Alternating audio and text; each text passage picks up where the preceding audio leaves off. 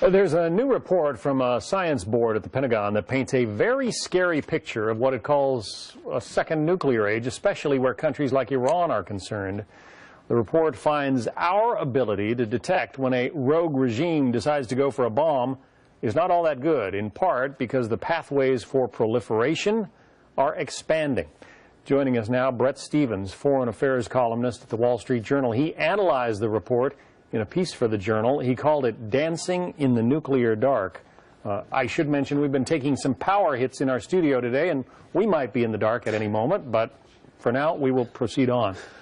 Scary report, scary article. I want to start with your third point. You say that our ability to detect when the Iranians, or anybody else for that matter, are about to build a bomb are not good.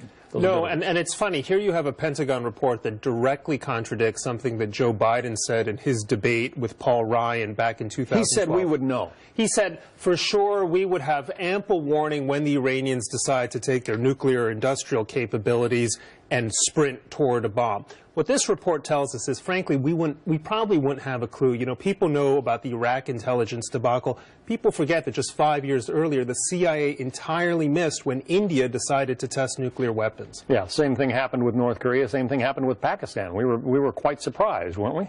We were completely surprised. Well, we had some advance warning with North Korea, but what's interesting about India is this is an open society. I mean, this is a society where it's not exactly like a closed case like North Korea or Iran, and there was no warning whatsoever. So this is an example of how, you know, we imagine we have perfect intelligence. That's just not true. So one of the conclusions of your article is that we are entering a second nuclear age. A lot of people, all of a sudden, a lot of nations already want the bomb. You know, it's interesting, and some of them are our allies because they're worried about the strength of our nuclear umbrella alliance. Some of them are not so friendly.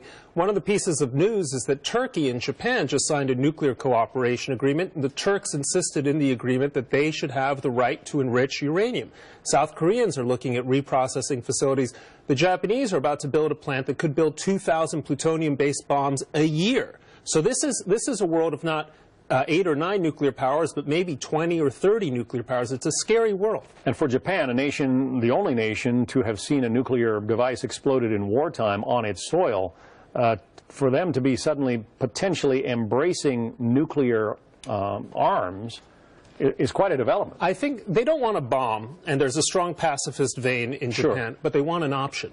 And that should scare us a bit about a world in which China and Japan, already having so much tension over some of these islands in the East China Sea, are 2 nuclear powers. But Japan is covered by a defense treaty with the United States. Does this suggest that they are nervous about our abilities or our commitment? Well, you take something like the pivot, right? And there was a lot of fanfare that we were going to be pivoting to Asia, including a deployment of Marines in Australia. As far as I know, there's not a single Marine in northern Australia. So this pivot so far has been fictional. I think there's a lot of doubt among our allies from Israel to Japan to South Korea about the strength of American security guarantees. The history of nuclear proliferation is no guide to the future, you say. Well, you know, typically nuclear states develop, you know, nuclear industries. There's a process. Now you have things like the AQ-Khan network, the shadowy networks of nuclear proliferators. You had the case of North Korea building a nuclear reactor in Syria, financed by the Iranians. There are all these pathways toward nuclear proliferation, offshoring, countries that are offshoring their nuclear proliferation. Look, there's some speculation that Iran tested a bomb in North Korea.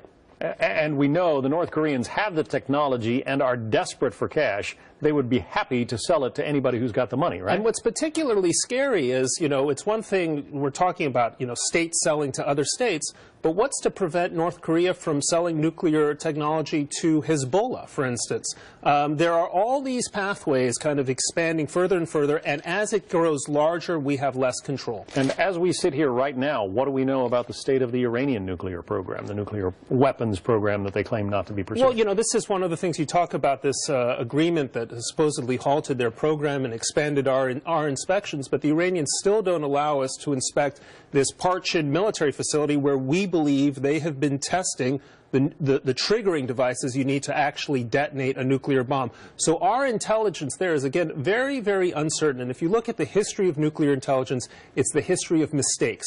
We sometimes overrated the capabilities of other countries like Iraq, but we often underrated their capabilities. Bret Stephens from the Wall Street Journal. Scary stuff.